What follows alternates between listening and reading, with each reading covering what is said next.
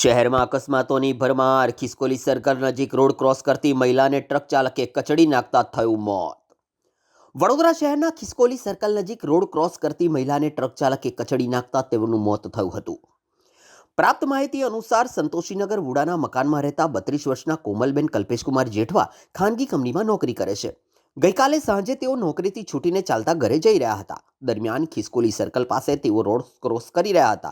આ દરમિયાન એક ટ્રક ચાલકે તેઓને જોરદાર ટક્કર મારતા તેઓ રોડ ઉપર ફંગોળાઈને નીચે પટકાયા હતા. તેઓને માથા તથા પગ ઉપર ગંભીર ઈજા પહોંચી હતી.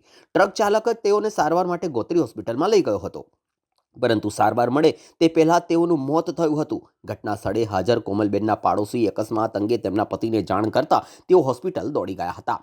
બનાવને લઈને અટલાદરા પોલીસે ટ્રક ચાલક સામે ગુનો દાખલ કરી કાયદેસરની કાર્યવાહી હાથ ધરી હતી. હવે જે આપણે કલાલી ફાટક ખિસકોલી સર્કલ આવેલ છે, હવે એ સર્કલ ઉપર જે બેન જે આઈસરના એક્સિડન્ટ થવાથી જે હાલમાં એક્સપાયર થઈ ગયા છે, તે બાંકોમાં જોબ કરતા હતા, છૂટીને ચાલતા આવતા હતા અને રોડ ક્રોસ કરતા આઈસરવાળાએ એમને એક્સિડન્ટ કરેલ છે.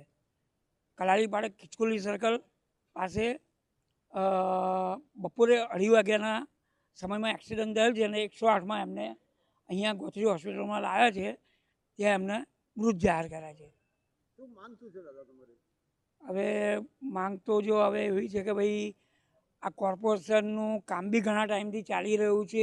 જે તે અધિકારીઓ છે આજે કમસે કમ 2-3 મહિના થવા આવ્યા, પણ જે કામ લઈને બેઠા છે પૂરું થતું નથી, જેના કારણે ઘણા બધા એક્સિડન્ટો થાય છે. આવા તો નાના મોટા ઘણા બધા એક્સિડન્ટો થયા.